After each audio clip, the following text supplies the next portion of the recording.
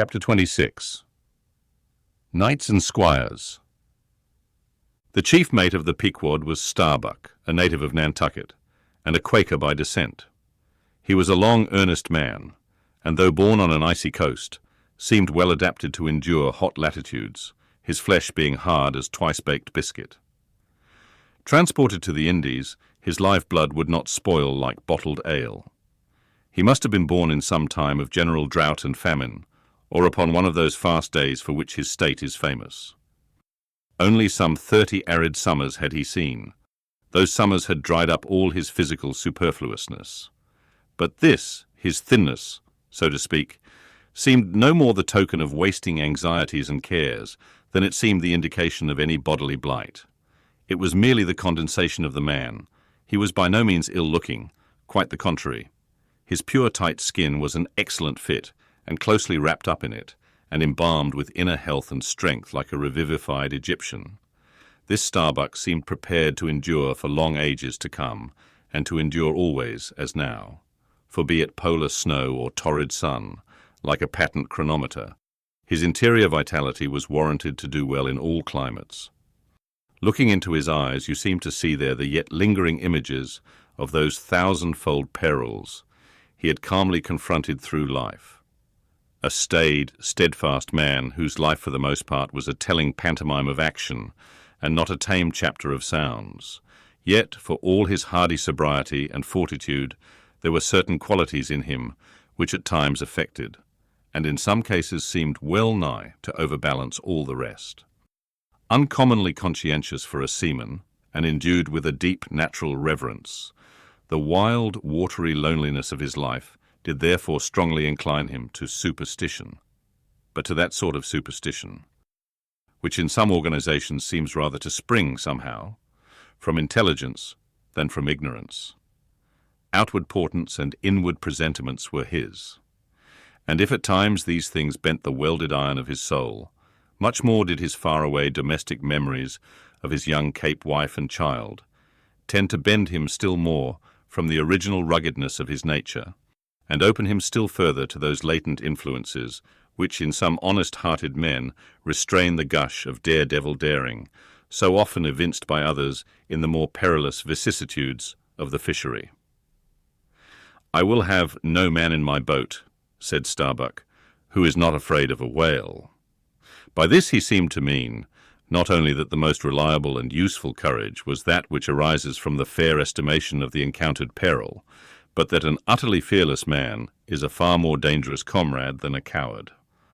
Aye, said Stubb, the second mate. Starbuck there is as careful a man as you'll find anywhere in this fishery. But we shall along see what that word careful precisely means when used by a man like Stubb, or almost any other whale hunter. Starbuck was no crusader after perils. In him courage was not a sentiment, but a thing simply useful to him, and always at hand upon all mortally practical occasions. Besides, he thought, perhaps, that in this business of whaling, courage was one of the great staple outfits of the ship, like her beef and her bread, and not to be foolishly wasted. Wherefore he had no fancy for lowering for whales after sundown, nor for persisting in fighting a fish that too much persisted in fighting him. For, thought Starbuck, I am here in this critical ocean to kill whales for my living, and not to be killed by them for theirs. And that hundreds of men had been so killed Starbuck well knew. What doom was his own father's? Where, in the bottomless deeps, could he find the torn limbs of his brother?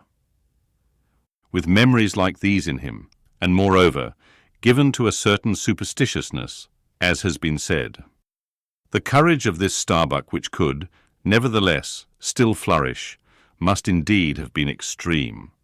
But it was not in reasonable nature that a man so organized, and with such terrible experiences and remembrances as he had, it was not in nature that these things should fail in latently engendering an element in him, which, under suitable circumstances, would break out from its confinement, and burn all his courage up.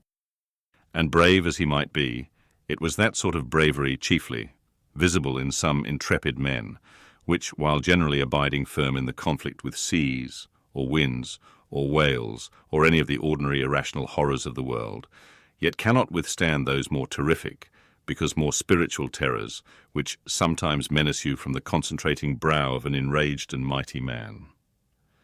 But were the coming narrative to reveal in any instance the complete abasement of poor Starbuck's fortitude, scarce might I have the heart to write it, for it is a thing most sorrowful, nay shocking, to expose the fall of valor in the soul.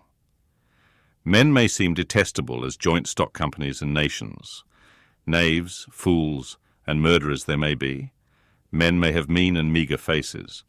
But man, in the ideal, is so noble and so sparkling, such a grand and glowing creature, that over any ignominious blemish in him all his fellows should run to throw their costliest robes.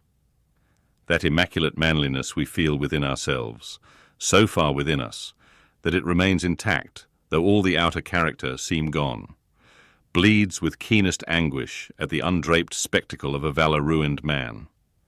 Nor can piety itself, at such a shameful sight, completely stifle her upbraidings against the permitting stars. But this august dignity I treat of is not the dignity of kings and robes, but that abounding dignity which has no robed investiture. Thou shalt see it shining in the arm that wields a pick or drives a spike, that democratic dignity which on all hands radiates without end from God, Himself, the great God absolute, the centre and circumference of all democracy, His omnipresence, our divine equality. If then, to meanest mariners and renegades and castaways, I shall hereafter ascribe high qualities, though dark, weave round them tragic graces. If even the most mournful, perchance the most abased among them all, shall at times lift himself to the exalted mounts, if I shall touch that workman's arm with some ethereal light, if I shall spread a rainbow over his disastrous set of sun, then against all mortal critics bear me out in it, thou just spirit of equality, which has spread one royal mantle of humanity over all my kind. Bear me out in it, thou great democratic God, who didst not refuse to the swart convict, Bunyan, the pale poetic pearl, thou who didst clothe with doubly hammered leaves of finest gold the stumped and paupered arm of old Cervantes, thou who didst pick up Andrew Jackson from the pebbles, who didst hurl him upon a war-horse, who didst thunder him higher than a throne, thou who in all thy mighty earthly marchings ever cullest thy selectest champions from the kingly commons, bear me out in it, O God.